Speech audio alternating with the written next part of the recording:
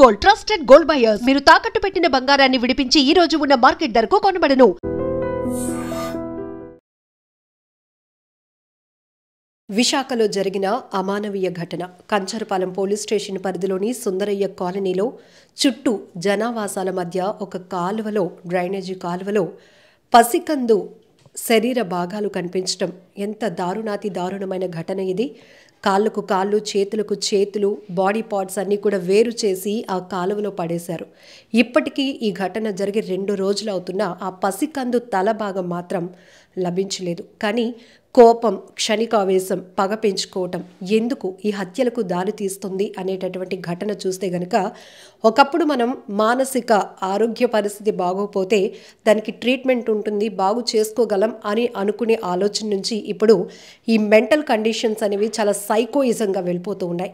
So ఖచ్చితంగా చెప్పొచ్చు ఇది ఎవరో ఒక దుర్మార్గులు చేసినటువంటి పనే. ఎందుకంటే ఒక పసికందుని చూస్తే ఎంతో ముచ్చటేస్తుంది, ప్రేమగా హత్తుకోవాలనిపిస్తుంది. అలాంటి పిల్లల్ని అక్రమ మార్గమా ఇంకొకట పక్కనే పెడితే ఆ పిల్ల అంటే ఆ బేబీని అంత దారుణంగా బాడీ పార్ట్స్ అన్ని స్పేర్ చేసి చుట్టూ జనావాసాల మధ్య ఉన్నటువంటి ఒక డ్రైనేజీ కాలువలో పడేయడం అనేది చాలా దారుణమైన ఘటన.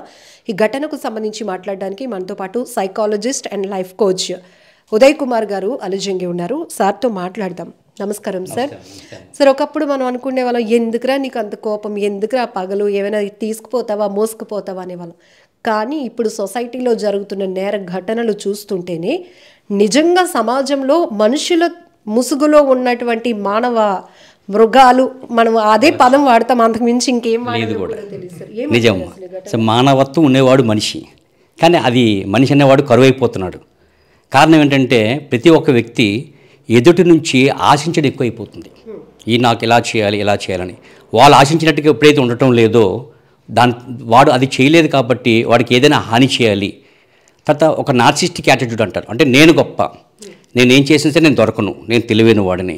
అంతేకాకుండా వాడు చుట్టూ ఉన్నటువంటి పరిస్థితులు కానీ, లేదా వాడు చూసినటువంటి సినిమాల ప్రభావం కానీ, ఈ మధ్య ఓటీటీలు వచ్చిన తర్వాత ఈ క్రైమ్ రిలేటెడ్ థింకింగ్ ఎక్కువ అవుతుంది. ఎప్పుడైతే అవతల వ్యక్తి తను అనుకున్నట్టుగా లేదు, వాడిని ఆశించింది ఇవ్వకపోయినా, లేదా ఏదో ఆర్థికపరమైనటువంటి అంశాల మీద వీడు నాకు ఇలా చేస్తాడా, వీడికి ఏం చేస్తే వాడు ఏ రకంగా బాధపడితే తగిన శాస్తి అవుతుంది అనేటువంటి ఒక పశు ప్రవృత్తి పెరిగిపోతుంది. దానివల్ల ఒక క్రూరమైన ఆలోచన అవతల వాళ్ళకి ఎలా హాని కలిగించాలి.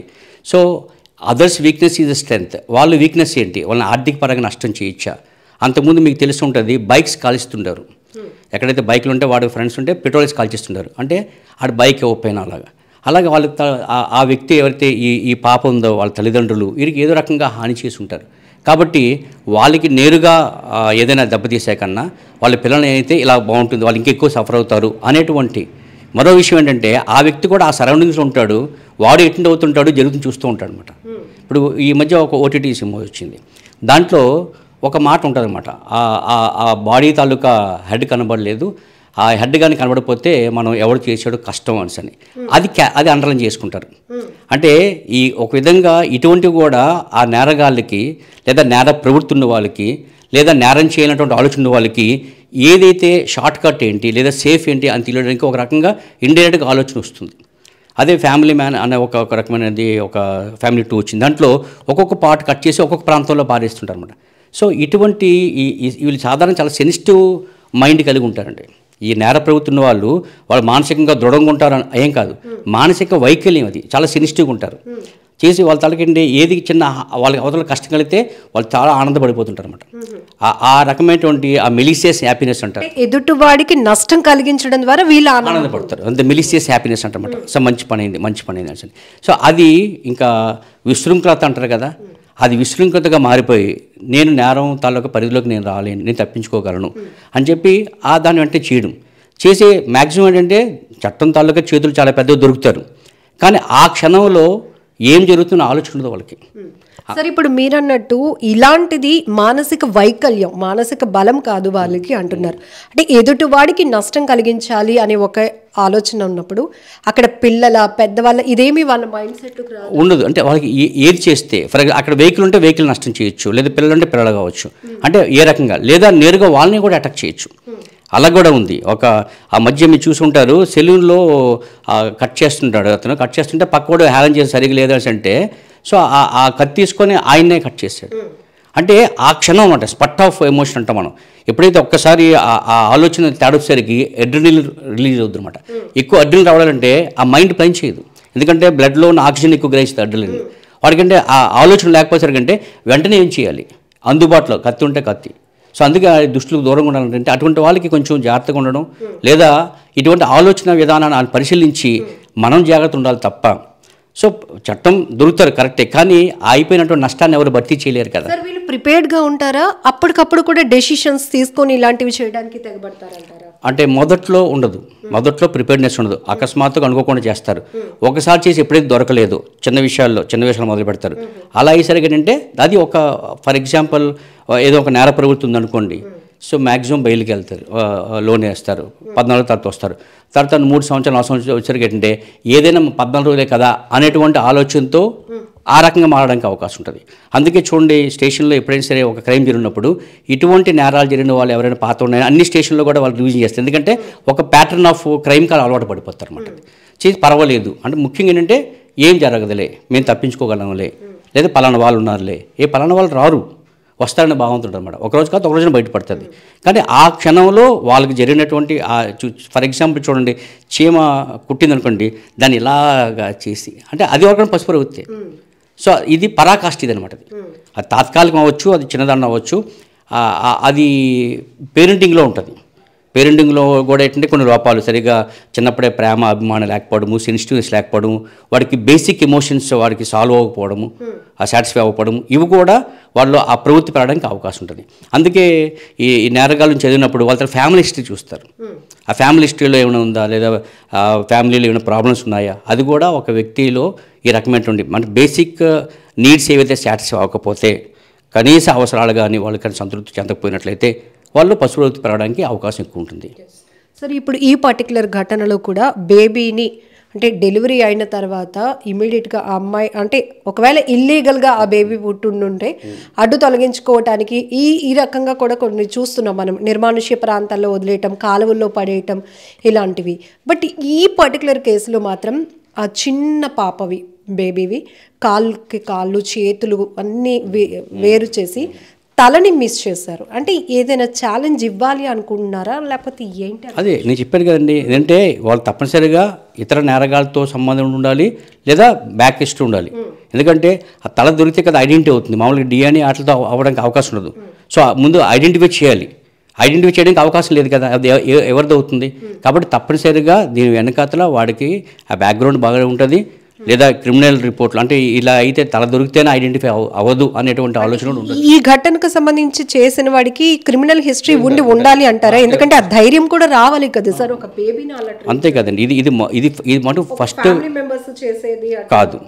అంటే నేర ప్రవృత్తుల నుంచి ఉండొచ్చు, ఆ ఏరియాలో సంబంధించినటువంటి ఆ పోలీస్ స్టేషన్ సంబంధించిన క్రిమినల్ బ్యాక్గ్రౌండ్లో ఉండవచ్చు, లేదా ఎక్కడి నుంచి తెచ్చి కూడా పడవచ్చు. కాబట్టి అంటే ఇది మటుకు ఫస్ట్ క్రైమ్ మాత్రం కాదు. ఎందుకంటే వాడు చాలా ఆరితేరినటువంటి వాడు. ఆరితేరంటే అసలు యాక్చువల్గా బాగా కోపం వచ్చినటువంటి కొడితే అది గోడ తగిలి ఏదో అయింది అనుకోవచ్చు, లేదా చేతిలో 5 అంతవరకు ఒక 1 యాక్ట్. ఆ 1 యాక్ట్లో వాడు అవ్వలేదు అనుకోండి, అదే పదే సుత్తు 10 సార్లు కొట్టిన వాళ్ళు ఉంటారు కదా. అంటే వాళ్ళు ఆల్రెడీ బాగా ఫెరోషియస్ అనమాట. అంత ఫెరోషియస్ అయిన తర్వాత ఆ నార్మల్ అయిన తర్వాత అంటే చంపాడు ఫస్ట్. ఆ ఫెరోస్ ఇంకా చాలేదు కాబట్టి ఆ పీసెస్ చేయాలి, వేరు పెట్టాలి, ఐడెంటిఫై అవ్వకుండా చేయాలి అని అంటే ఇది ఆర్గనైజ్డ్ క్రిమినల్ అనమాట. వాడు ఆర్గనైజర్ మర్డర్ అయ్యి ఉంటాడు తప్ప వాడికి పూర్వానుభవం ఉంది, లేదా సినిమాల ప్రభావం ఉన్నా సరే అంతగా సినిమా ప్రభావం చేత కాదు, బట్ వాడికి ఏ రకంగా తప్పించుకోవచ్చో అన్న ఆలోచన వీడికైనా ఉండొచ్చు. అటువంటి సమూహానికి చెందిన వ్యక్తి కూడా అయ్యవచ్చండి. ఈ క్రిమినల్ నేర ప్రవృత్తి చూసి నేర్చుకున్నారు అనుకోవడానికి సినిమా వ్యవస్థ ఎప్పటి నుంచో ఉంది, విలనిజం కూడా మనం చూస్తున్నాం. బట్ ఇప్పుడు ఈ తరహా నేర ఘటనలు మాత్రం అంతకు మించి ఉన్నాయి. సో ఓటీటీ సినిమాలే అంటారా? అంటే ఖచ్చితంగా అంటే వాట్ యూ టేక్. అలాంటప్పుడు మరి బుద్ధా సినిమా చూసి అందరు బుద్ధులు అయిపోవాలి కదా. అంటే వాట్ యూ టేక్ అంటే సమాజంలో ఇప్పుడు పరిస్థితి ఏంటంటే ఆర్థికపరమైన అవసరాలు విపరీతంగా పెరగడం వలన విలాసవంతమైనటువంటి విషయాల పట్ల ఫర్ ఎగ్జాంపుల్ ఒక ఫోన్ దేనికి వాడుతామండి, సమాచారం కొరకే కాదు కదా. ఇప్పుడు ఫోన్ బట్టి కూడా ఐడెంటిటీ, నీ దగ్గర ఐఫోన్ ఉందా లేకపోతే నీ దగ్గర ఏ ఫోన్ ఉందా, దాని తల ఖరీదు బట్టి మన తలకు ఐడెంటిటీ. సో ఇలా ఒక ఇతరుల కన్నా నేను గొప్పగా ఉండాలి, ఇతరులకన్నా గొప్పగా ఉండాలి, ఏ రకంగా గొప్ప పని చేస్తే గొప్పతనం అవుతుంది.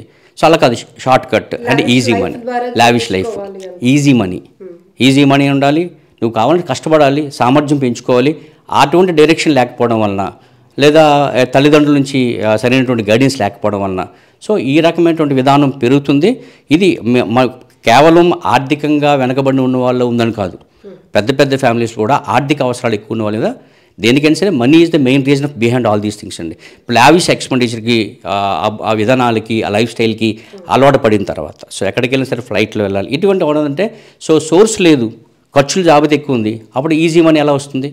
ఇంకా మీరు చూసినట్లయితే ఈ మధ్యనే మనం చాలామంది ఈ మాదక ద్రవ్యాల ఈ రవాణాలో కానీ, లేదా ఈవెన్ మన ఏజెన్సీలో ఇవి కానీ చాలా ఎక్కువ మంది ఇన్వాల్వ్ అవ్వండి. పర్టికులర్ యూత్, ముఖ్యంగా 18 నుంచి 24 సంవత్సరాల మధ్య వాళ్ళు ఎక్కువగా అవుతారు. ఎందుకంటే 24 ఇయర్స్ ఆల్రెడీ లైఫ్ కొంత అర్థం చేసుకుంటారు కాబట్టి, బై దట్ టైం ఒక మ్యారేజ్ అయినా సెటిల్ అవుతారు కాబట్టి వాళ్ళ ఆలోచన ఉంటుంది. ఆ ఎఫెక్షన్ వాళ్ళు కొంతమంది చూస్తుంటాం, వాళ్ళ ఏజ్కి వాడి తనకి లైఫ్ స్టైల్కి ఎక్కడ సంబంధం ఉండదు. వీటికి సోర్స్ ఆఫ్ ఇన్కమ్ ఎక్కడి నుంచి వస్తుంది అంటే పేరెంట్స్ కూడా అడగరు. ఇప్పుడు ఎలా ఉందంటే ఈ మధ్య ఒక సినిమా వచ్చింది, అమ్మాయి మొబైల్ పట్టుకొస్తే ఇంట్లో వాళ్ళు అడగరు, మొబైల్ ఎవరు ఇచ్చాను అడగరు. అంటే ఫ్రెండ్ మొబైల్ ఎందుకు ఇచ్చి అడిగితే ఆ అమ్మాయి భవిష్యత్తు వాళ్ళు నిలబడదల చేయడానికి అవకాశం ఉంటుంది. సో పేరెంట్స్ కూడా అబ్జర్వ్ చేస్తూ ఉండాలి, సైడ్ ట్రాక్ అవుతున్నది. ఎందుకంటే ఫ్రెండ్ సర్కిల్ కూడా ఎక్కువ ఇంపాక్ట్. నువ్వు ఏ 5 తిరుగుతావో వాళ్ళ సమూహమే నీవు. సో ఎటువంటి వాళ్ళతో ఉన్నాం అంటే చాలామంది పేరెంట్స్ అంటారు మా అబ్బాయి చెడు స్నేహం అని. కాదు, చెడు స్నేహం ఎందుకు అవుతుంటే ఆ యాటిట్యూడ్ వీళ్ళలో ఉంది కూడా. Birds of equal feather flock together అంటారు, ఒకే జాతి పక్షులు ఒక చెడు చేరుతాయి. కాబట్టి ఇవి కేవలం వాళ్ళ పిల్లలు కాకుండా వాళ్ళ ఫ్రెండ్స్ తాలూకా విధానాలు ఏంటి, ఆలోచన విధానం ఏంటి, యాటిట్యూడ్ ఏంటి, వాళ్ళ ఎయిమ్స్ ఏంటి, గోల్స్ ఏంటి, ఇవి కూడా పేరెంట్స్ కొంత అబ్జర్వ్ చేస్తూ ఉండాలి. లేదా నేర ప్రవృత్తి ఎలా ఉంటుందంటే ఇది ఊబి లాంటిది. ఒకసారి అందులోకి వచ్చిన తర్వాత మళ్ళీ సంస్కరించబడడం అంటూ ఉండదు. ఒకసారి ఏదైనా కారణం చేత ఒక జువెలిన్ హోమ్కి కానీ, లేదా ఇంప్రిజన్మెంట్ కానీ, టెంపరీ అయినా సరే, కస్టడీలు ఉన్నా సరే, ఒకసారి వాడికి ఆ భయం పోయిందంటే వాడు దేనికైనా దిగజారడానికి అవకాశం ఉంటుంది.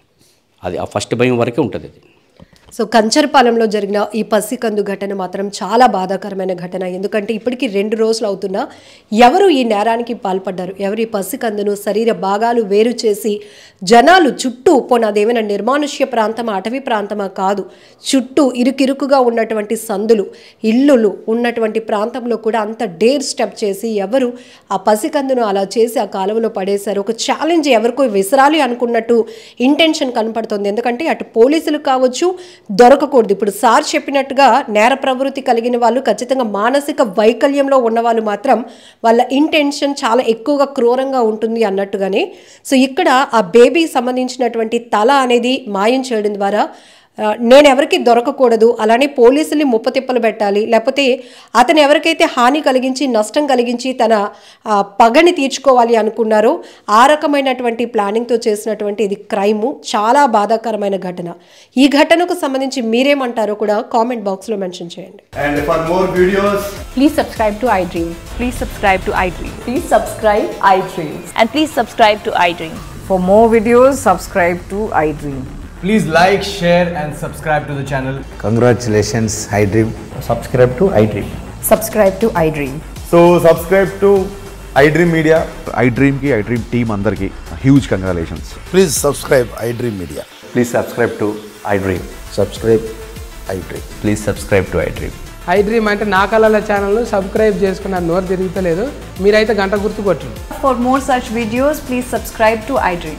Subscribe to iDream. Please subscribe to iDream. Please subscribe iDream Media. Please do subscribe to iDream. Please subscribe to iDream Media. For best entertainment and information, please subscribe iDream. And don't forget to subscribe to iDream.